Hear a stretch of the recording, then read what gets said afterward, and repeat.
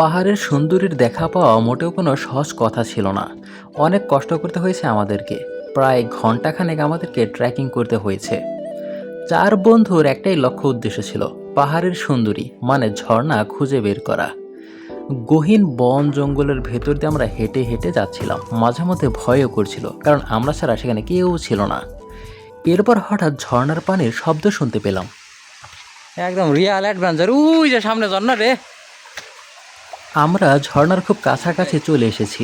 সীতাকুণ্ডতে লুকিয়ে থাকা এই ঝর্ণাটির নাম হচ্ছে সুপ্তধারা ঝর্ণা। পাথরগুলো দেখতে পাচ্ছেন কত বড় বড়, যাকে বলা হয় ভয়ঙ্কর সুন্দর। আর পানির যে ঝিরিঝিরি শব্দটা শুনতে খুবই ভালো লাগছিল।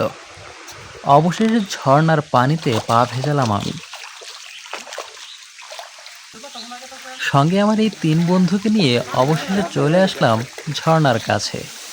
এবার তাহলে আর কথা নয়, এনজয় করা যাক।